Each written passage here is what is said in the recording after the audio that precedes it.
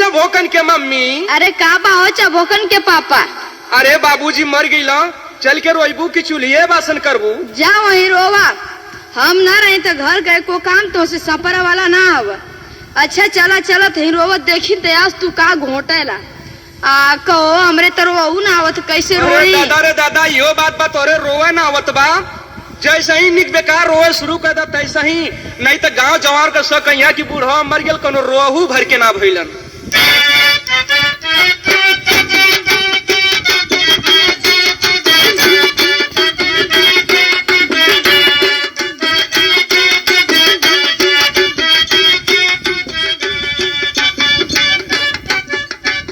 बुढ़ाई में ये तनाव उधैले रे बुढ़ावा, उधैले रे बुढ़ावा, मेहरी से पतोहिया बनवले रे बुढ़ावा।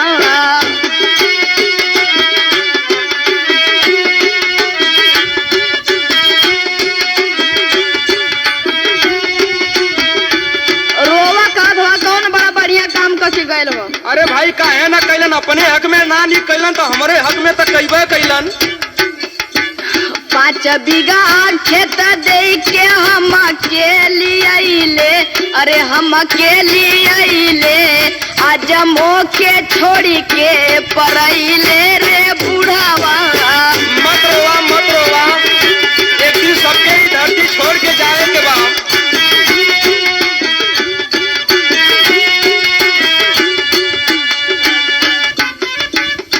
वही के रहल काहे मोसे ना बतावले, अरे मोसे ना बतावले, नहीं ये रजैया फेंकवाले रे बुढ़ावा।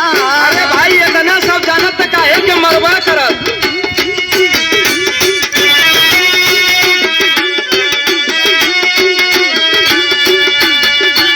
घर ही में मरी के बवलावा बढ़वले, बवलावा बढ़वले, अरे खटिया ना बहरे बहिरवले रे बुढ़ावा।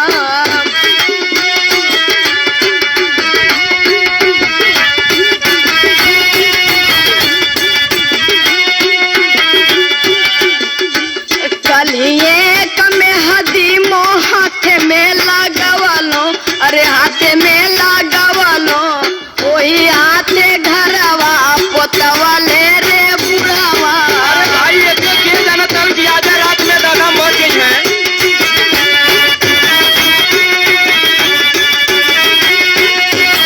देखा चबोकन का मम्मी, अब बहुत हो गल, पागल मत बना, एकदम कुछ सबूर करा। मान ला बाबूजी चल गइलन, धीरे धीरे भुला जाई। जनी रोवाले गोरी कपड़ा पिराए लागी, बुढ़ावा पिराए लागी, अखिया का रसिया और आए जोई रोनिया।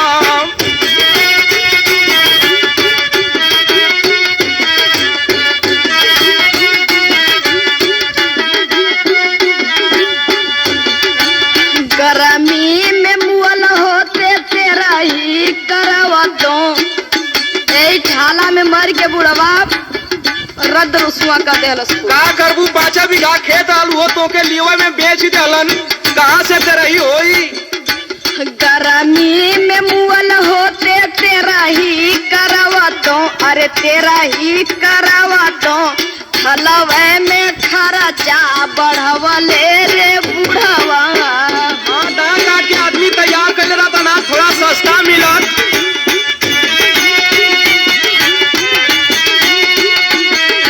लेकिन थोड़ा कौनो उपाय करल जाई, ना ढेर तो 5 से अखीथे बोला के दुआरे पर खिया दिहल जाई।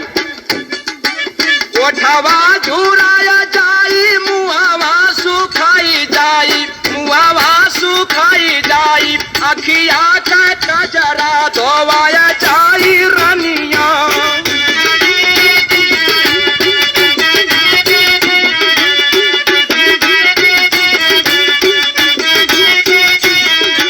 मेहरी से पतोहिया बनवले रे बुढ़वा।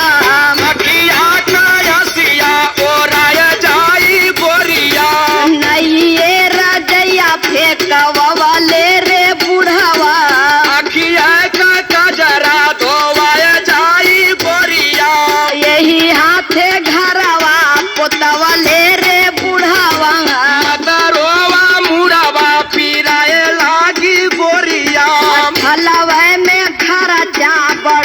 ढेर